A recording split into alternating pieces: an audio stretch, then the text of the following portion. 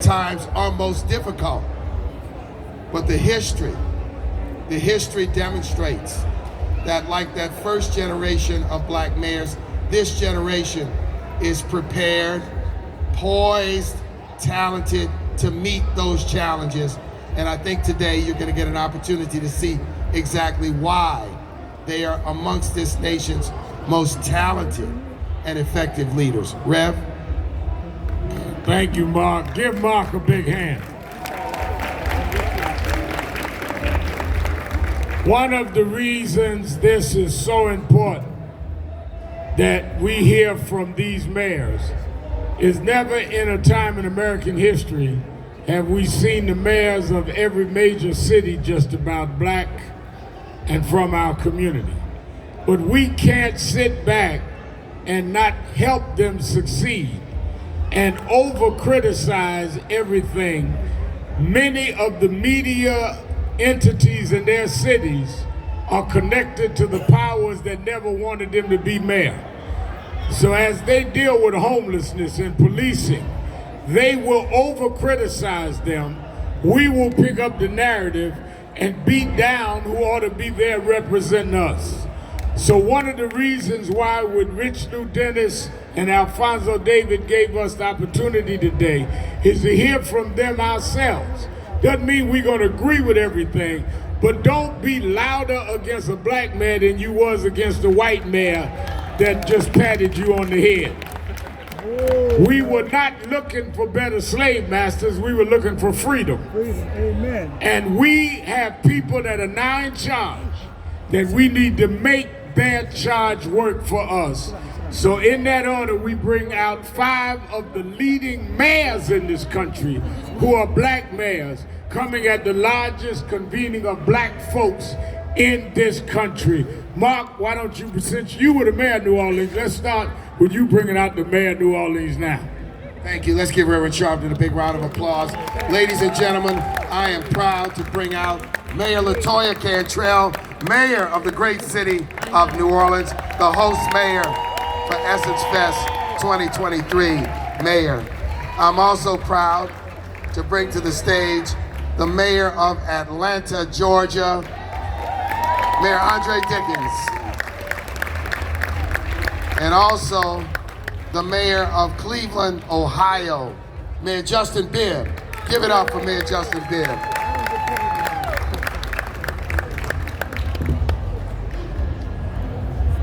It is my honor many years ago when we dealt with issues nationally from police brutality with Rodney King on forward to other matters. A woman stood up in Congress. Now she's the mayor of LA, conquering things in a queen way. The mayor of Los Angeles, Mayor Karen Bass.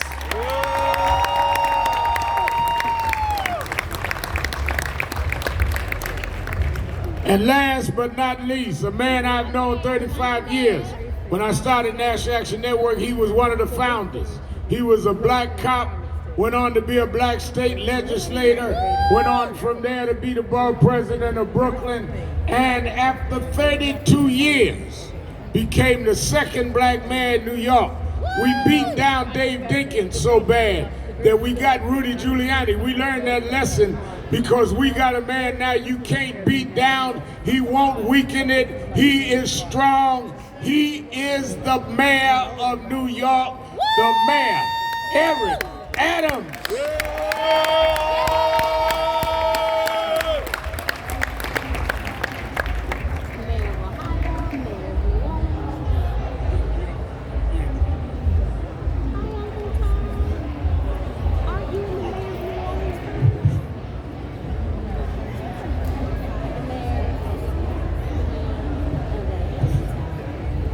All right, let's give it up again one more time for Reverend Al and Mark Morial, our president, Urban League, but also a former mayor of the city of New Orleans. But it is my honor and privilege to be on this dais with my brothers, and my sister mayor.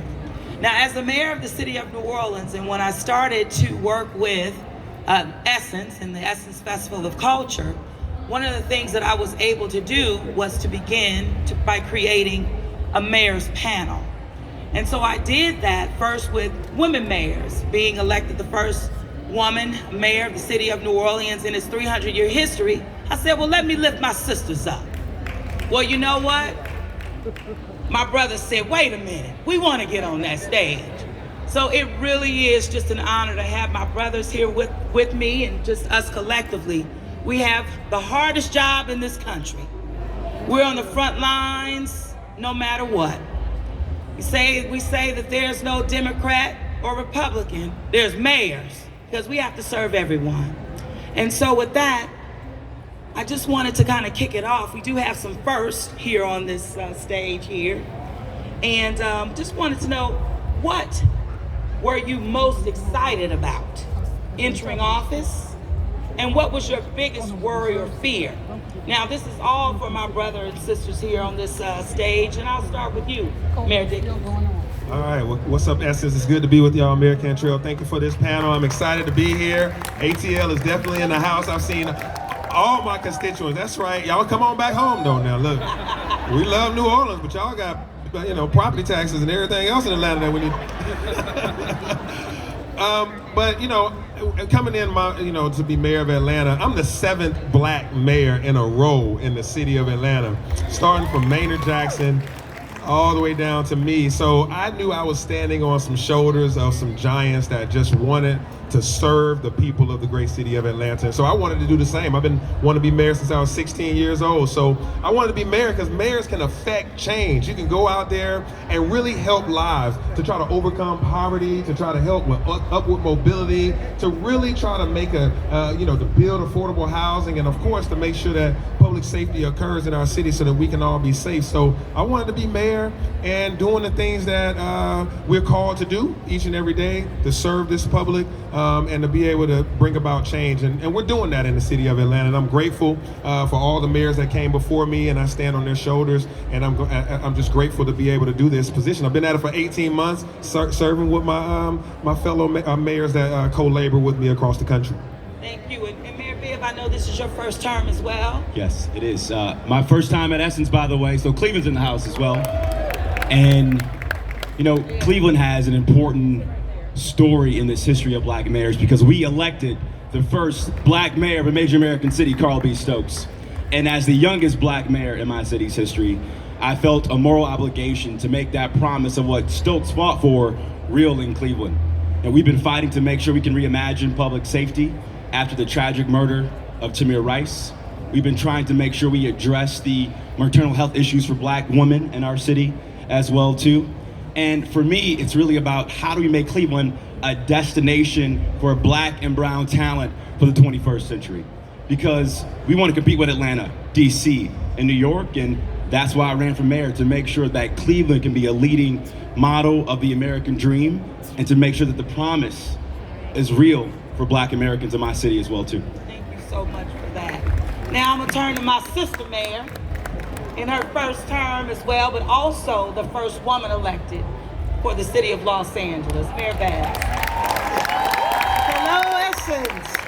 Well, thank you, Mayor Cantrell. And I just have to say, I know there's Angelinos here, but New Orleans is in LA. We just dedicated a whole area of town to New Orleans. Well, let me just say that it is my pleasure to be here. I loved being in Congress, but the reason why I wanted to be mayor is because I am very, very worried about us repeating something that happened in the 90s, and that is the criminalization of black folk. In the 90s, folks were criminalized because of crack. My worry now is that people are going to be criminalized because they're living on the streets. We have 40,000 people homeless in Los Angeles. Black folk are 8% of the population, 34% of the people on the streets, and we need housing and services. We don't need to go to jail. But people are mad, and that's why I ran, and that's why I'm so honored to serve, and I've been in a whole 6 months. All right now, Brother Mayor Adams. Good to see you. Good to see you. There's a real full circle and connection to New Orleans. I was down here during the storm, bringing the supplies years ago with Noble and the Guardians. But really, Essence, 19 years ago, I remember reading one of the stories, And immediately after I read it, I got in my tub with my bubble baths and my flower pellets, and I realized that men like that as well. So, you know, it's full circle. The role as mayor, particularly now, this historical moment, 4 of our top cities, Houston, Los Angeles, New York, and Chicago, are all mayors of color. But there's something that is happening that people are missing that if we're not careful is going to undermine our cities. Houston started to deal with the asylum issue. Chicago is dealing with the asylum issue. New York is dealing with the asylum issues, over 70,000. Now we get a mayor of color in Los Angeles, and you know what she received? She's starting to receive asylums also, asylum seekers. The asylum crisis can undermine all the progress that we're making. As we moved our cities forward and deal with the real crises that we're facing, I have a AA bond rating in my city. We're seeing a decrease in shooting, decrease in homicide, decrease in our major crimes. 99% of our jobs have recovered pre-pandemic, post-pandemic. You're seeing the turnaround of the city, and as soon as we started turning around, what happened? Texas started busting thousands of migrants into our city, undermining our already safety net that has been broken. We are carrying the weight of a national issue on a local problem. And if we don't focus on that, we're gonna have a real problem. I never thought in my life I would be able to use the term that Malcolm X used. We are being hoodwinked right now. We're being bamboozled. We're being duped into believing that this is happening by accident. I think this is a well-orchestrated plan to destabilize the big cities, which happen to have mayors of color right now. Absolutely. Give it up for Mayor Adams. He's speaking the truth on that. And let's just getting a little bit deeper as it relates to that. Now, in many of our respective cities, like New Orleans, we're a Democratic city and a Republican state. We have to fight for direct allocation because when the dollars go to the state, they don't somehow get to the city of New Orleans, and it's not by accident. But I know that some of you are dealing with preemption legislation and the like. Share with us what's going on, Mayor Dickens. Yeah, what Mayor Cantrell is talking about is that cities are just creatures of the state. So if the state has a law that supersedes the city's law, then your law is void. So I want to do rent control in the city of Atlanta. You can't do it because the state prohibits rent control. I want to set a higher minimum wage in the city of Atlanta. You can't do it because the state prohibits a minimum wage being set. The minimum wage in the state of Georgia is $7.25 an hour. I was able to make the city's minimum wage $15 an hour about 6 years ago as a city council member, and now I want to raise it to $19 or $20 an hour. But you have to it only accounts for city employees because those are the people that's under my leadership. But think about it: the various things that you want to do in a city have preemption laws at the states. So that's why your state legislature and your governor's races are critical and important. The mayors are the ones that you see on TV every day, so everybody beat us up about potholes and every little issue here and there. But some of the things that we want to do, we're handcuffed because of state laws, and it's called preemption. And you should look at it. There's a number of laws, preemption. You think about gun laws in the state of Georgia. It's an open carry state. You do not have to get a license or anything. You have a carrying permit that's just given to you. We don't have red flag laws. So we're trying to make sure we bring down the homicide rate, which we have. We're down 35% this year in the city of Atlanta. Homicides are down, rapes are down over 50%, shootings are down, burglaries are down.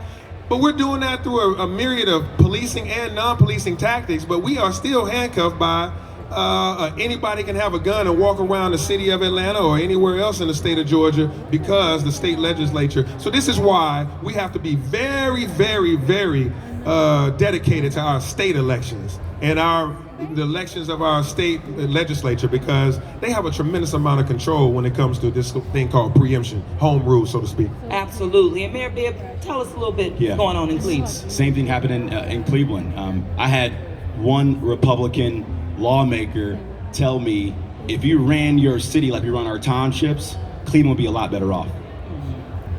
That was a racist comment. And we have Republicans in my state who want to blame me for crime. And I said, not one Republican is going to lecture me on public safety until our legislature passes common sense gun reform in our state. And so we have to vote in these state house races. We have to vote for good governors in our states because they are quietly trying to attack black and brown cities across this country. And we are handicapped by racist lawmakers in our state houses who are scared of what powerful black political leadership looks like in our country. We got to keep fighting. We got to keep fighting on this issue. Thank you, Mayor Bibb, for that. And I also understand, there are issues around, I was talking with Mayor Adams about prisons. And here in the city of New Orleans, we have a consent decree in terms of our jail. We have a federal judge that is mandating the city spends $80 million to build a mental health facility for our inmate population, which we want to serve, but that number is 40 people. And so I'm not against building a mental health facility, but I need it for my general population that could also serve my inmate population. But this is what the federal judge is telling us. But Mayor Adams, you're experiencing something a little bit similar in New York. We have a jail that's called Rikers Island that the previous administration would like to see closed down, which we would follow the law to do so. But they are calling to build 4 smaller jails. Current prison population is over 5,000. The 4 jails that they've built could hold a little over 3,000. The price tag went up from $8 billion to anywhere to probably $13, $14 billion. The 50% of my inmate population are dealing with mental health issues. Roughly 18% are dealing with severe mental health issues. If we were to build suitable, respectable, humane mental health locations to give people the support and care they need, then we won't be using the criminal justice system as a form of mental health support. That is where our focus should go. Our focus should go using those dollars to build appropriate mental health facilities to give people the support they need so they won't be on the revolving door of waiting until they commit a crime before we give them the help that they need. That's the proactive approach that we would like to do. Absolutely. Thank you for sharing that. Also, you heard Reverend Al and even Mark Morial talk about what we know we're all experiencing, homelessness, right? The ability and our focus is wanting to meet our people where they are with the tools and resources that they need. We have some mayors that are doing some cutting edge work.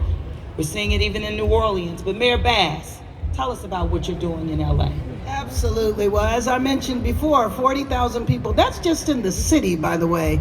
LA County has 88 cities in it. If you add it all together, we're talking about 70,000 people on the street. And what we're doing is that we're moving people off the streets, out of tents, into motels. What's most important about that is that the myth about homelessness is that people want to be in the tents. And just think about that, because that's what happens when it's a social, economic, or a health issue. Then people say, well, they're having a problem because they're choosing to have that problem. And that's not the case. I'm gonna tell you, the fastest growing population of homeless in Los Angeles are senior citizens. Senior citizens who worked in the service economy, maybe they worked in retail, they didn't have a pension, they didn't have a 401k, they get up in age and they can't afford the rent anymore, they're priced out of the market. So it's the stereotype of people being homeless and they're all drug addicts, and that's not the case. So we're taking them out of tents, we're putting them in motels. We've had very few people in 6 months say they don't want to go. Our people do not want to be on these streets. Just this week, thank you. Just this week in one tent, we found a mother and 3 children. There's thousands of children on the streets. I declared a state of emergency on the first day when I took office. Instead of going to City Hall, I went to the Emergency Management Department.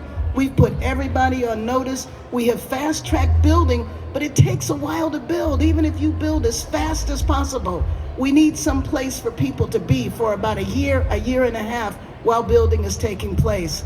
2 2,000 people died on the streets in LA last year. 22 people died in the first 3 months on our transit system. Our folks are dying every day, and we have to intervene because it is an emergency. It's a humanitarian crisis. Absolutely. Give it up here. Now, we also know that we want to prevent our people from even being homeless, right? So affordable housing is something that is a priority in our cities as well. Keeping people in their homes, making sure they're not priced out of the neighborhoods that they've been in for generations, making sure that you put resources to help them renovate owner-occupied units and the like, again, keeping up with how the area or neighborhood may be being redeveloped. But Mayor Dickens, tell us about some affordable housing programs that you've spearheaded in Atlanta. Yeah, absolutely. Affordable housing is one of the most critical things that we can do as mayors, is to make sure that people are housed. To me, housing is a right. It's a human right to be housed.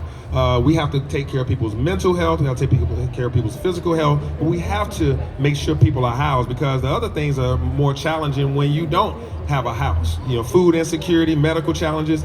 And so what we end up dealing with is trying to make sure that people that have more month than money, right? At the end of the month, you got more month left and you ain't got enough money. So we have to work on this thing in two ways, making sure that we build or preserve the affordable housing units so that more people can be housed. But also you want to make sure that people's incomes are rising so that they can, grow out of subsidized housing, so that we can put somebody else in there. And so the goal is twofold: to increase incomes by workforce development, getting people jobs in technology and thriving sectors, and then making sure that they have the incomes to compete, but also building as fast as we can affordable housing units, whether that's through construction, getting rid of permitting, red tape, and all that kind of stuff, and incentivizing a large amount of developers. And we want developers that are nonprofits and churches who have a mission that's dedicated to it, so that they don't just take your tax incentives and then sell the property out later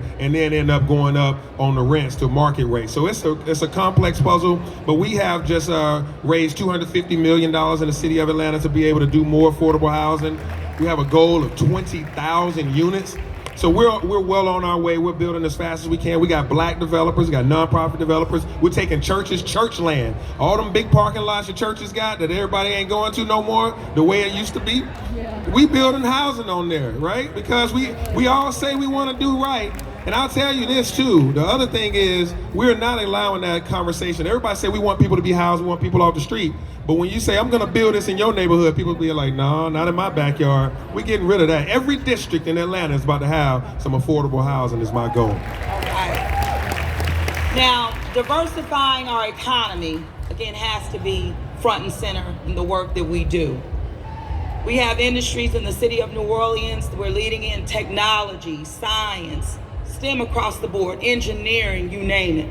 But I know, Mayor Bibb, you're doing some creative things in Cleveland, definitely around artificial intelligence as well. But share something with me. Yeah, well, I think it's important for us to give kudos to President Biden, Vice President Kamala Harris.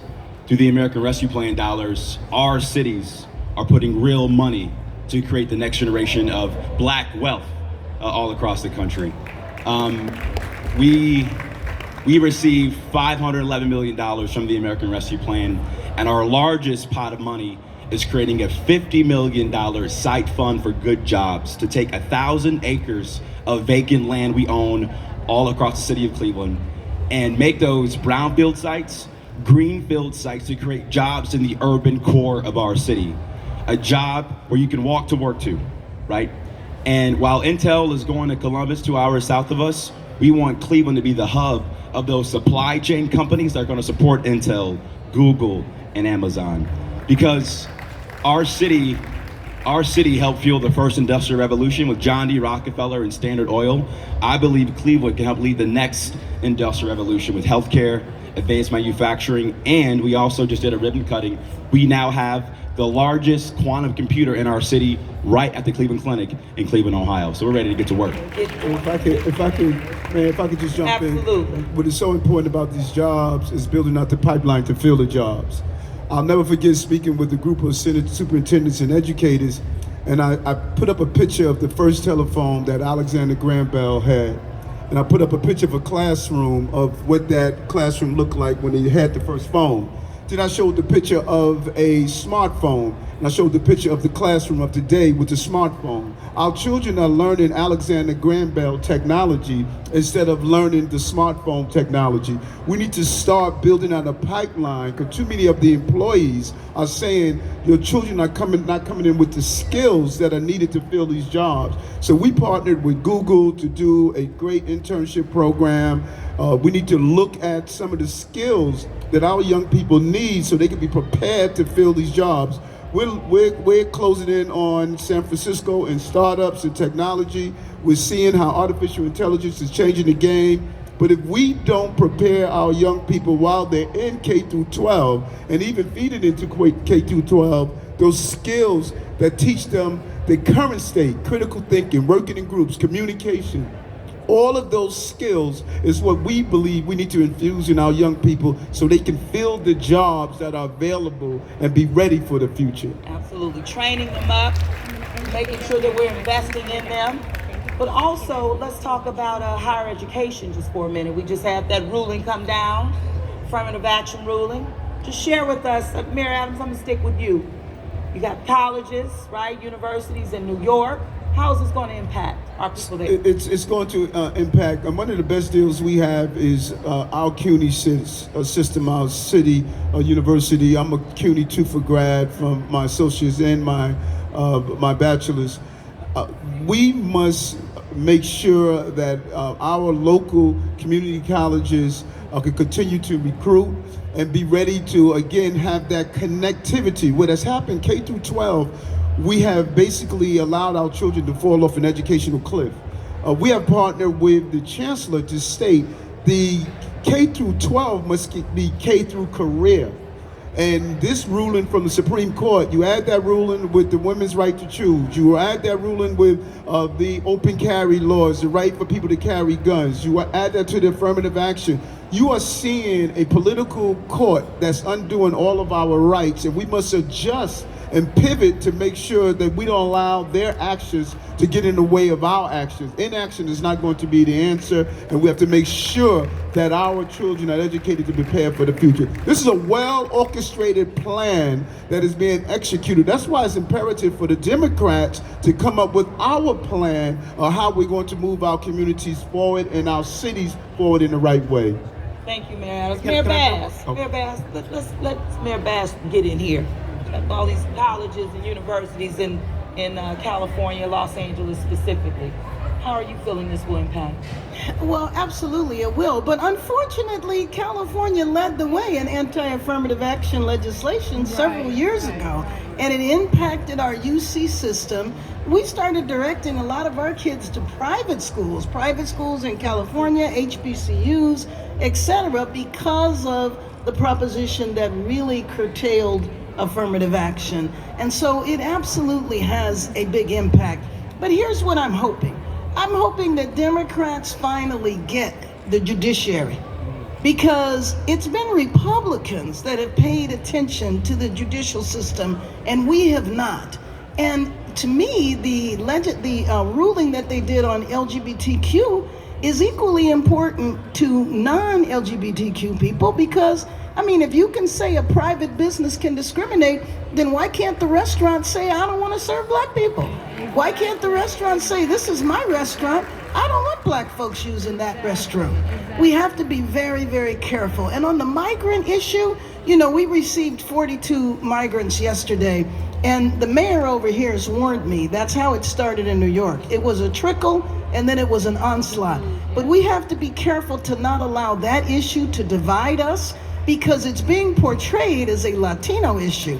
And that's not who's coming into cities. I mean, yes, they're Latinos. They're black Latinos coming from Belize. We have folks coming from Africa, folks coming from Haiti. And so we have to be very careful. It is a plan to destabilize our cities in the same way that we know next year going into the election, homelessness is going to be used, just like the year before it was crime. So you're reducing crime in Atlanta, but you won't get credit for it. They're still going to say you defunded the police. even though you have done the opposite, even though I have done the opposite. And so we have to make sure that we are smart when these issues come up and not allow these issues to divide us. Absolutely. Let's give it up. Now we have a couple of mayors where their populations are majority African American, but also home to HBCUs. And how will this ruling, you believe, will impact HBCUs in your community, Andre? Yeah, well, one of the things that's going to be probably an unintended consequence of it is that we're going to start going back and taking stronger looks at HBCUs, right? So Atlanta has a high concentration of HBCUs. We got the AUC Center, of course, Morehouse, Spelman, Clark, Morris Brown, ITC. You know, we got a lot of black folks that's educated, great talent coming out of the city of Atlanta. So we want everybody to come here. Of course, you got, Dillard, Xavier, you got Southern, you got a lot here in New Orleans and across the country. But I think that, as we were just talking about, Democrats got to start thinking about what we're going to do. Democrats got to start doing what we should do. Thank you. And it's time to implement. When we got the ball, we need to do something with it. So you saw Trump appointed 3 justices in his 4 years. Now, if you got the ball for 4 years or 8 years, we need to do something like that. Judiciary, as you just said, Mayor Bass, matters now. Oh, now we get it. On one Friday, you end up having 3 historically discriminatory laws passed, and we sitting up there, all we got to do now is talk about it. But what we need to start doing next time we get the ball is implement change. We don't have to just think about it, start doing it. We don't need any more reports, studies, or anything. It's time to start manning up and getting the job done. Madam Mayor, what we've watched the court do is reverse years of struggle. It took organizing, it took campaigns, it took movements to get the rulings, the legislation that we need. So we need to reinvigorate our movements to make sure that we organize, that we go out and vote, that we pressure every level of government, because that is what will ultimately bring about change. Change ain't passive. That's right. Absolutely. I know we're close to running out of time, but I really wanted to ask, just before we get off, just share kind of what keeps you up at night. Go, Bill. It's gun violence. We have to change the culture of how we think about guns in this country. And we need to make sure we do everything to vote in 2024 to make sure we put people in DC and in our legislatures to pass common sense gun reform. Getting those calls on a weekly basis about people dying in my city is the thing that I pray that we find a way to change how we think about guns and gun violence in our country. And we all have a role to play to make that change happen in this nation. Thank you, Mayor Bill. Andre? Yeah, we've been managing the gun violence recently through policing and non-policing tactics. We're using baseball, basketballs, we're using camp and education and everything else to bring down the violence. What keeps you up? But what keeps me up at night is inequity. I see a train that's steady coming where people are, again, being priced out. All of our, upward mobility that's happening, all this great new development in our city, we have individuals that's been living on the margins, and now I'm trying to make sure we have balanced growth. So every day I think about how can I make sure Miss Jones, who's been living in that house for 40 years, and now there's Atlanta, that's growth, cranes are everywhere, how to make sure that she can stay in that house and still be able to benefit from this growth. That's the challenge, is to have balanced growth all across the city, and still being able to have legacy residents still benefit from this great growth that's happening. Thank you. Mayor Bass, what keeps you up?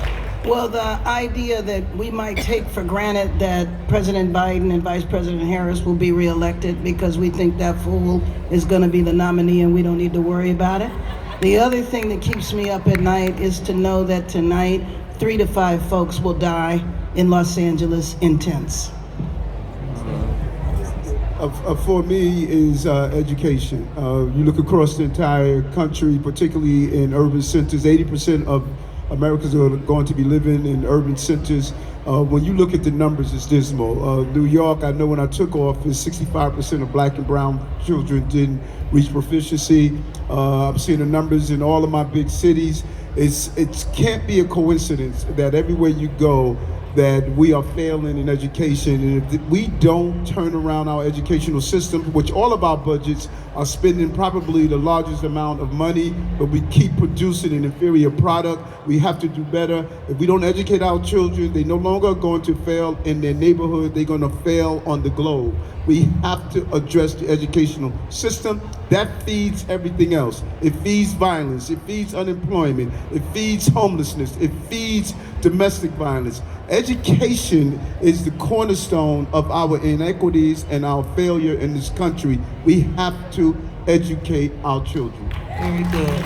And I would just ask my brothers and my sister mayor if we can just continue to be united, continue to build relationships amongst one another so that we can serve our folks, but also focusing on mental health and mental wellness of our people. If you can join me and the U.S. Conference of Mayors in pushing this, this is something that will impact our cities, our people, meeting them where they are. I know that we can do it together. We're going to end as we close. We'll end as we open, hearing from Mark Morial, our president, of course, of Urban League, and of course, Reverend Al Sharp. All right. Let's give these mayors a big round of applause. Warm round of applause. And I think we have had an opportunity to witness intelligent, forceful, insightful, and dynamic leaders, brothers and sisters who are leading their cities. I want to underscore one thing that they've said, and this has a historical dynamic to it. In the 1970s, in the 1980s, when the historic generation of first black mayors took power, American cities were attacked. The money was stripped away. In this city and in Atlanta, there were efforts to take over the airport, take over the zoo. There was a pernicious effort to undermine our electoral success by using legislatures and federal policies and rhetoric from newspapers and pencil pushers and so-called good government groups to undermine power. What we are going to witness in the next 18 months is an orchestrated effort to point the finger at American cities and their challenges and their problems to try to undermine the credibility of black leadership and of American cities. We need to be aware, and we need to say, what did you do when you were in power? You did not a damn thing about homelessness. You didn't do a damn thing about education. You didn't do a damn thing to try to sustain American cities. So we need to be aware that behind a curtain somewhere in this country, there are people plotting, and they're plotting to undermine the leadership of these mayors and of American cities. First thing for us to be is to be aware, and I'll say yes, woke. Be woke, because if you're not woke, you're asleep, and we can't be asleep. So again, let's give these mayors a warm round of applause. I want to thank them for their leadership. Rev? Close out, Rev. Let me say that it is important that we understand right here as we look at history that our job is not to beat down who is trying to lift us up. If we have disagreements, we do not have to be disagreeable.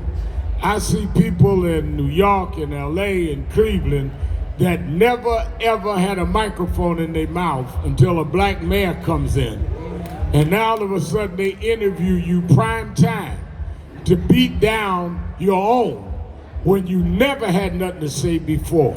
I do not say, That's it. I do not say to give them a pass, but don't give them something you didn't give their predecessor. Absolutely. No mayor on this stage invented homelessness. They didn't invent police brutality. They did not invent migrants coming across the border. Don't ask them to do in 6 months or 2 years what 40 years before did not do, and you had nothing to say about it. All right now.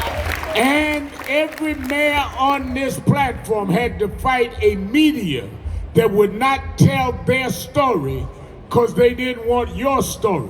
So you sitting up talking about Red Mal, I read in the paper, of course, because those that own the papers never wanted them to be mayor. It was those of us that needed real mayors that need them there. Give them room to be accountable to us, but not putting a double standard on them. And lastly, we have nobody to depend on but us. I was reading in the social media, I haven't even talked to Rich Lewin about it. Some folk messing with this Essence stuff. When I get off at this stage, I'm gonna mess with them. We not gonna have folk come in. Look, they the mayor.